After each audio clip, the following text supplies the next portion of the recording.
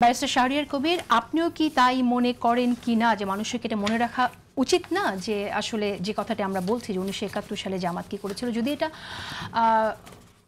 BNP নেতা acting chairperson বলেছেন, যদি এটা অন্যরাও বলে এবং আসলে মনেও করে, তাহলে সেটাই কি উচিত কিনা আপনি কিভাবে খণ্ডাবেন? আপনি তো জামাতের পক্ষে বলছেন। ধন্যবাদ আপনাকে। আমি আসলে একটা জিনিসে পা দিতে চাচ্ছিলাম না, সেটা হচ্ছে জনাব তারেক রহমান সাহেব এটা জামাতকে মিন করে বলছে, আই ডু আন্ডারস্ট্যান্ড, কিন্তু আমি কোনো টক শোতে এটা পা দিতে চাচ্ছিলাম এই কারণে যে আমার কাছে মনে হচ্ছে আগামী ইলেকশনে সবাই বিএনপি এবং জামাতের মধ্যে একটা ডিস্টেন্স তৈরি করার জন্য অনেক কিছু বলতেছে। সেই জন্য আপনি যখন প্রথম সেগমেন্টে যখন প্রশ্ন করছেন আমি কিন্তু বারবার এড়িয়ে গেছি।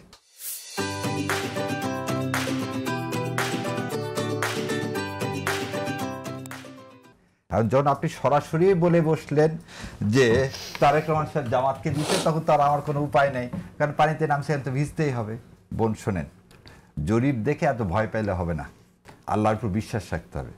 কাকে জয় লাভ করার মালিক হচ্ছে আল্লাহ। আল্লাহ সূরা ইমরানের 26-এ বলে দিচ্ছে সম্মান এবং জয় এই দুইটা দেওয়ার মালিক হচ্ছে আমি একা, আল্লাহ সুবহানাহু ওয়া তাআলা। সো তারেক রহমান আজকে এই জায়গায় আসবেন, এটা কি উনি ভেবেছিলেন কোনোদিন? না। কোকো পৃথিবী থেকে বিদায় নিচ্ছেন, এটাকে আমরা জানতাম না। আজকে আমাদের দেশনেত্রী যেভাবে অসুস্থ, তার জন্য দল মত নির্বিশেষে তিনি কিন্তু একটা জিনিস দেখেন, তিনি বিএনপির খালি নেত্রী এখন আর নাই। এটা কিন্তু একটা মানে হাসিনার জন্য সবচেয়ে বড় পরাজয়টা কি, যে সে 17 বছরের মানুষকে এত কিছু করে সে কিন্তু মানুষের মন জয় করতে পারেনি। আর বেগম খালেদা মানুষের জয় করে উপরে চলে গেছে। সেই জন্য আমি চেষ্টা করেছিলাম এটাকে অ্যাভয়েড করার। এবার আপনার আসি 71। আপনি দুইটা জিনিস আমার ওই আগের বারের কথায় আসছে। এক হচ্ছে 71-এ জামাতের ভূমিকা।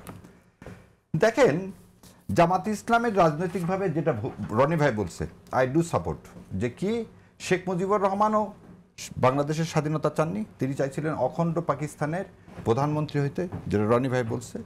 আর দ্বিতীয় প্রফেসর গোলাম আজম, ওনারাও পাকিস্তান থেকে চলে আসতে চাননি। এটা ছিল রাজনৈতিক ভুল, এটা ছিল রাজনৈতিক ভুল। এবং এই কথাটা আমি সবসময় বলি, বাংলাদেশ জামাত ইসলামের যখন দেখলেন 25শে মার্চের পরে, 25শে মার্চের কালোরাত্রির পরে পাকিস্তান বাহিনীর যে বর্বরতা, তখন অবশ্যই জামাত তার রাজনৈতিক অবস্থানটাকে চেঞ্জ করা উচিত ছিল। সো রাজনৈতিক ভুল একটা জিনিস আর অপরাধ আর একটা জিনিস, আপনাকে এটা খুব ভালো করে খেয়াল করতে হবে। ভুল মানে আমি এটাকে সমর্থন করি, জুলাইকে অনেকেই সমর্থন করে, অনেকেই সমর্থন করে না।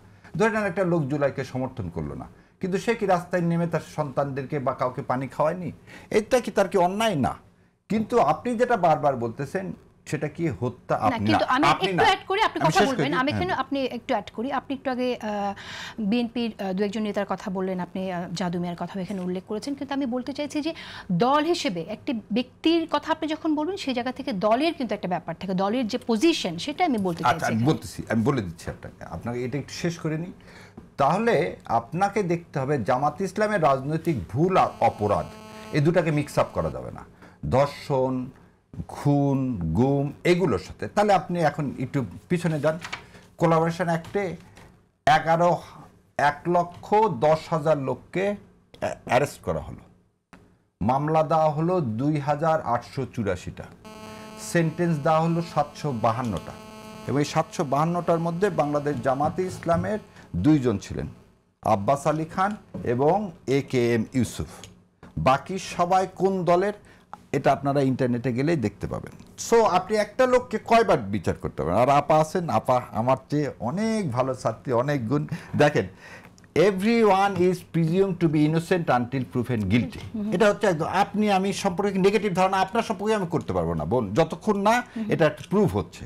সো বাংলাদেশ জামাতে ইসলাম যদি 71 সালে ভুল না অপরাধ করে থাকে, তার জন্য তো বিচার হতো। আর একটা জিনিস দেখেন, সবাই যে ভুল করে, মালেক মন্ত্রিসভা, এটা হচ্ছে মালেক মন্ত্রিসভা 71 সালে, এই মালেক মন্ত্রিসভা জামাত ইসলামের নেতা ছিলেন। আর দেখেন তাহলে 5 জন হচ্ছে মুসলিম লীগের, আওয়ামী লীগের 3 জন, পাকিস্তান ডেমোক্রেটিক পার্টির 3 জন, জামাত ইসলামের 2 জন।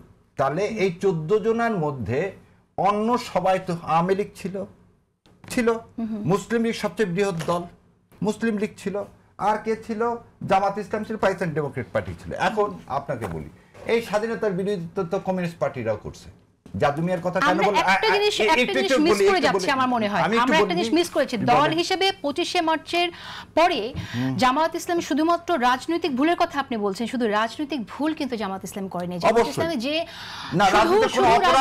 অপরাধ তো আপনাকে বিচার করতে হবে না। একটা জিনিস আপনি বলছেন গণহত্যা হয়েছিল সেটাকে তারা সমর্থন দিয়ে গেছে এবং সেখানে তাদের নেতাকর্মীরা অনেকেই সাথে ছিল। না ঠিক না। কেন এই কথাটা বলতেছি? তাহলে বেগম খালেদা জিয়া সত্য না আপনি সত্য? এই কথাটা কেন বললাম? আমি আপনাকে পার্সোনাল বললেন না। বেগম খালেদা জিয়া যখন বলতেছেন দেলোয়ার হোসেন সাঈদী সাহেব কোন গণহত্যার সাথে জড়িত ছিলেন ব্যক্তিকে নিয়ে আসলেন, আপনি তো চার্জ নিয়ে আসছেন তার বিরুদ্ধে, গণহত্যার চার্জ নিয়ে আসছেন, সমর্থন করেছিল তখন। না, আপনাকে এটা আমি বলতেছি, আবার আপনি ভালো করে শোনেন। কাদের মোল্লা সাহেবের বিরুদ্ধে আপনি দেলোয়ার হোসেন সাঈদীর বিরুদ্ধে কিসের চার্জ নিয়ে আসলেন? চার্জ নিয়ে আসছেন তারা মানবতা অপরাধ করছে, গণহত্যা করছে। সেই চার্জ আজকে প্রমাণ হচ্ছে। তখন জননেত্রী আমি বলবো দেশের আপসীর নেত্রী বেগম খালেদা জিয়া বলতেছে না তারা এটা করেনি, এটা কি এটা সাজানো নাটক। আপনি একটা জিনিস বলেন, সুখরঞ্জন বালি সে বলতেছে উনি কোনোদিন এটা করেনি। আমি একটু শেষ করেন, এবার আমাকে একটু শেষ করতে দেন, তারপর আপনি বলেন, যেহেতু 71 নিয়ে আসছে এটা বলতে হবে। আপনি একটা লোককে যার বিরুদ্ধে প্রমাণ হলো না গণহত্যা করছে, একটা দল গণহত্যা করছে প্রমাণ হয়নি আজ পর্যন্ত, তাকে কেন আপনি গণহত্যার লেভেলটা দিচ্ছেন? আমার এটা আপনার মাধ্যমে সারা জাতিকে বলছেন। দয়া করে আপনার আমিরে জামাত কি বলছেন যে আপনারা যদি চান বিচার করেন জামাত ইসলামের। We have that courage. আমরা এখনো বলতেছি যে গণহত্যা যদি বাংলাদেশ জামাত ইসলাম করে থাকে আপনি বিচার করেন না ভাই। বিচার করার আগ পর্যন্ত শেষ করে দিই, বিচার করার আগ পর্যন্ত আপনি এটা বলতে পারেন না। আর দ্বিতীয়টা বলি, এই ধর্মকে এটা আমি একটু বলি, আমাকে একটু বলতে দেন আপনি। হ্যাঁ, আপনি যেটা বলছেন আপনি একটা ব্যক্তির কথা নিয়ে এসেছেন। সেই ব্যক্তি দোষী ছিল কিনা, সেই যে এখানে সেই বিচার যে ত্রুটিপূর্ণ বিচারে হত্যাকাণ্ড হয়েছে সেটা বোধহয় অনেক আগে আমাদের এই প্রোগ্রামে আমি নিজেই 1973 সালে বিচারের কথা বলছি। এই বিচারে না না এটা বলিনি। 73 সালে জামাত ইসলাম বিচার করলেন না। আপনি বলছেন বিএনপি চেয়ারপারসনের কথা, সেখানে যে ব্যক্তিগুলোকে নিয়ে বিচার করা হয়েছিল সেই বিচারিক ত্রুটির কথা উনি উল্লেখ করেছেন, বারবার বলেছেন, সেটা আমরা জানি।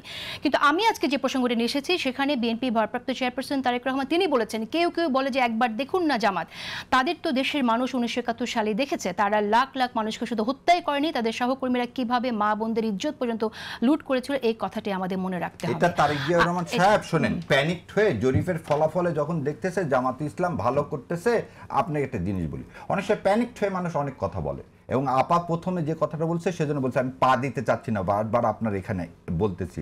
কোলাবোরেশন অ্যাক্টে তো 1973 সালে আপনি বিচার করছেন, জামাত ইসলামের বিচার করছেন না? জামাত ইসলাম দল হিসাবে তাহলে কি মানবাধিকার যদি করে থাকতো তাহলে সেই রায় কোথায়? সে রায় বদরুদ্দিন ওমররা বলতেছেন, যেখানে আপনি যে একটু আগে বললেন আপনি বোধহয় ভুলে গেছেন, জাদুমিয়ার যে মার্কা ন্যাপের ধানের শীষ সেটা কিন্তু বিএনপির মার্কা। আপনি এটা ভুলে যাচ্ছেন কেমন করে? আপনি তো অন করলেন যে লোকটা পাকিস্তান বিভক্তির বিরোধিতা করলো, তার যে মার্কা বিএনপির আজকে ধানের শীষের মার্কা হচ্ছে জাদুমিয়ার মার্কা। এটা ভাসানীর মার্কা।